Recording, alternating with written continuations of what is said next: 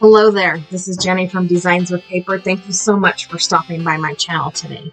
I have an art journal page for you, so get comfy and let's get crafty.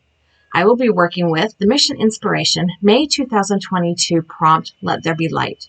Windows, sunrise, sunbeams, rainbows, lamps, or candles, with a suggested color palette of aqua, yellow, and green that I kind of sort of get in there. I'm going to begin with a piece of mixed media paper that I have cut off my hugemus mixed media paper roll, and this page is about 5.5 inches wide by 8.5 inches tall. I am going to adhere down some text blocks that I've cut from a magazine. I have a really sweet friend at church who brings me all of her magazines when she's done reading them so that I can cut them up for art journaling. I am going to adhere these text blocks down to my art journal page with liquid text, liquid medium. It is a shine. I don't know if I said that already. It's a high gloss or a glossy finish. I'm not worried about that because it is magazine text paper and it's going to need to be knocked back anyway. It's not text from the same article. It's a whole bunch of different pages, some of which were probably commercials or medication ads. We want the text to be a background, not a legible part of the art journal page. Once I get these papers all adhered with my liquid medium, I am going to go ahead and heat this up, dry this off, whatever word you want to use, with my heat tool. I did cut all of that out today because you don't want to watch me cleaning and drying things, right? But I just have a Wagner heat tool that I go ahead and heat it all up with, clean off my work surface with a baby wipe, and then move on to the next part of the page. The next part of the page here is to trim all the extra off now that my page is dry. And I am using my Tim Holtz super long scissors because they are Teflon and stuff doesn't really stick to them. My next step is to add some gesso. This is Liquitex white gesso. I will be brushing that on with a damp paintbrush. White gesso is opaque when you put it on, but as it dries, it becomes slightly more translucent.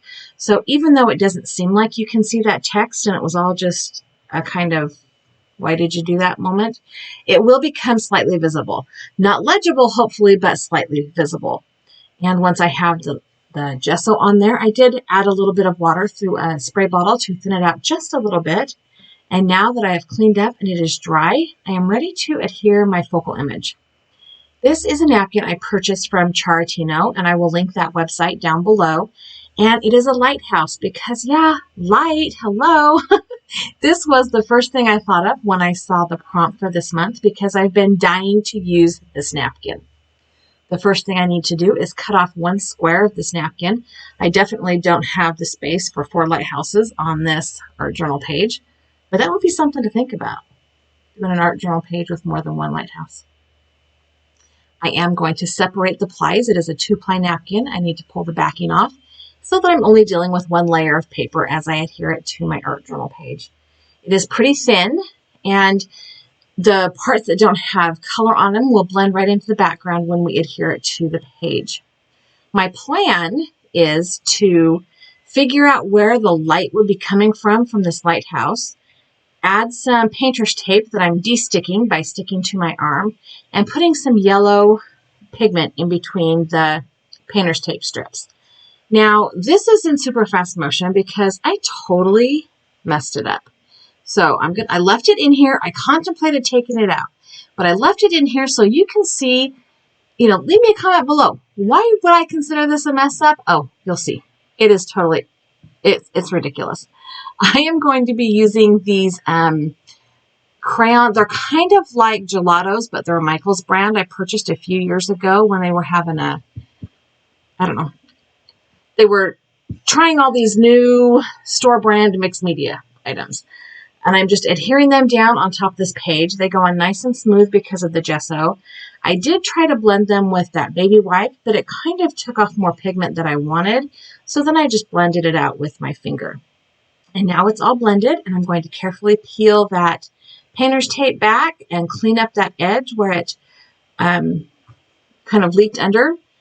And, finish. I stuck my finger in it so the pigment came out. Anyway, cleaning up my mess, and I'm going to put my image back on, and that lighthouse is literally lighting up the sky, but not the sky where that ship is coming from. This is when I realized I should have had that light coming off the right-hand side of the page, but because I gessoed my page, I can remove that crayon pigment and start over. Okay, so this is not sped up as much. It still isn't a little bit fast forward. I think that my footage for this art journal page was around 45 minutes, and I've edited it down to around 15, 17 minutes. So I did speed things up, obviously, but that's just because, you know, sometimes you don't want to watch it in real time. I don't know. Let me know. Leave me a comment. Do you want me to put on here a 45-minute art journal video? I totally would do that. If I thought that was what you guys wanted, if I knew that's what you guys wanted to see, I would totally put a art journal video on here that was full length. Just edit out all the nonsense stuff like the 25 times I have to get up and go chase a kid, yell at a dog, or use the bathroom. I could totally do that. Okay, same plan. I am using both the yellow and the gold. Gosh, what are these things called? They're called Recollections Color Splash Watercolor Crayons. Okay, so they're like Michael's version of a gelato or like the Tim Holtz Distress Crayon. They're very creamy, very easy to smooth. You can see I'm using just my finger. It's probably slightly damp from holding on to the baby wipe, but because I prepared the surface with gesso, it really is going on quite nicely, and the color is really nice. Now I did tear, excuse me, the top corner just a little bit, but I'm not super concerned about that. And then I took a big chunk off the bottom. I'll have to fix that, but that's okay. So now when I put my napkin down over the top of my art journal page, it feels like the light from the lighthouse is going in the right direction. I'm not exactly sure what my brain was thinking a minute ago, but whatever. We're on the track now. Now, to make the edges of this napkin slightly less visible, I am going to tear them instead of cut them. I am also going to kind of tear out the parts of the napkin that are blank, that don't have an image printed on them. I've got to be really careful not to rip the beak off a bird or something like that, but I do want to tear the edges. Even the bottom where it looks like water, I am going to tear that up just a bit because in my experience, it is much easier to blend the napkin into the background when you have uneven edges. I am going to use the same liquid medium to adhere this napkin down as I used for the text paper for the background. This napkin is a little more delicate than some of the others I have worked with. No big deal. I am going to fix that place that I tore the paper up. I put some liquid medium on there. Totally forgot to go back over it with gesso, but that's okay. I managed to figure that part out too. I do need to be really careful taking my paintbrush over that yellow crayon because it is water soluble. It is a watercolor crayon. So what I am doing is very carefully just adding the gel medium to the part of the page that doesn't have the yellow crayon. And I will get the napkin in place. Once I have the napkin down, I will take my paintbrush over the sunshine part, and if there's any type of yellow pigment in the gel medium, I will wipe that on a baby wipe and move on. I don't want to add yellow streaks to other parts of my page. I have another plan for the other parts of my page. So you can see I'm just being very delicate with the edge. I'm not often very delicate with my art journal pages, let's face it. That's probably not one of my most infamous qualities, is delicate. Okay, I am going to go ahead and put a little bit of that gel medium over the rest of the page just to make sure I get all of the napkin edges.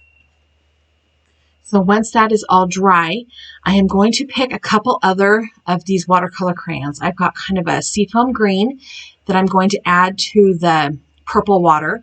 And then I pulled out a light blue and a gray to go add to the sky. I don't know what I was trying to think there. My brain totally turned off mid-thought. But I am going to just take this kind of aqua green crayon, go right over that kind of purplish blue water, and blend it in with my fingertip. I did again try a baby wipe. The baby wipe was just a little bit too wet. So I'm just using my finger. If my finger gets to be too dry, I can add a little bit of, I can wipe it off on the baby wipe and get it wet enough to smear that pigment around again. So I like how that sea is looking more kind of that sea foamy green, which is one of the colors that Mike said, hey, here's some colors if you want, but don't feel like you have to use them, kind of thing, right? The prompts this year are very much less structured than they have been in the past, which, no lie, I kind of struggled with at the beginning of this year. I was kind of used to, here's a list of ingredients and here's the order they go in.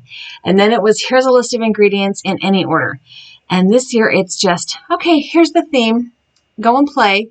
And it has definitely helped me fine tune the type of mixed media art that I like to do, that I enjoy to do, that I am more successful at.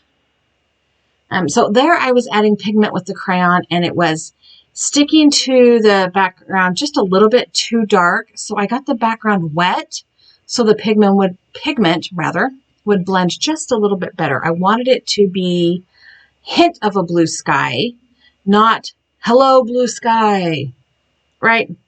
Because I'm going to take the gray and add some storm clouds in, because you need a lighthouse when it's stormy or dark. And since I did not make this a night scene, it has to be a stormy day scene. That's where my brain was going. I'm not even kidding. I needed a blue sky with gray clouds, and I love it. It turned out so exactly, okay, not exactly how I pictured, but it turned out perfect for the page. And to be fair, I don't remember what I pictured because now all I see is how it turned out. I don't know. So I have the green in the sky, or the water, sorry, and I'm adding a little bit of gray to that water to give it a little bit of that stormy effect as well.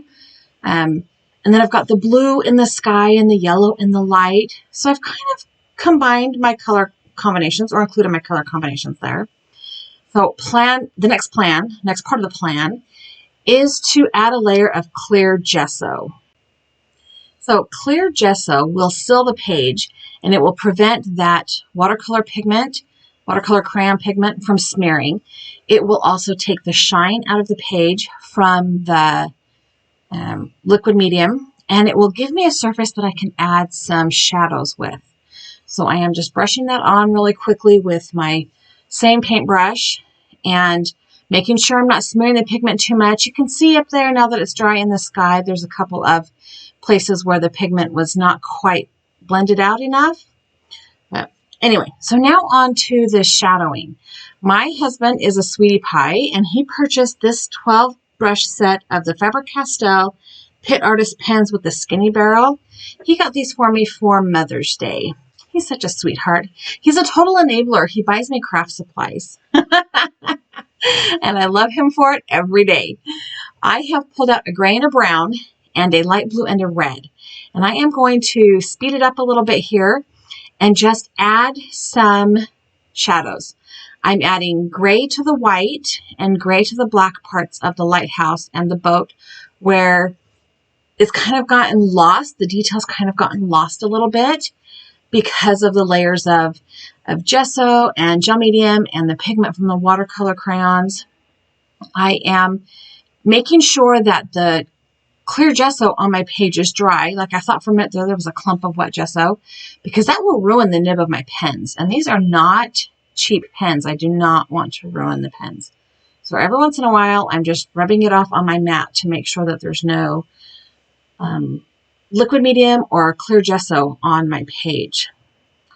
My dog is being super needy right now. Like, she's decided she has to go out right now, but it's kind of sprinkling, and heaven forbid she get rain on her fur coat, right? So then she has to come back in, but she wants to go back out because the squirrels don't care about the rain.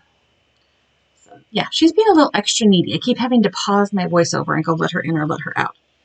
Anyway, I am using the brown Pitt pen to go around the masts in the ship and the sails.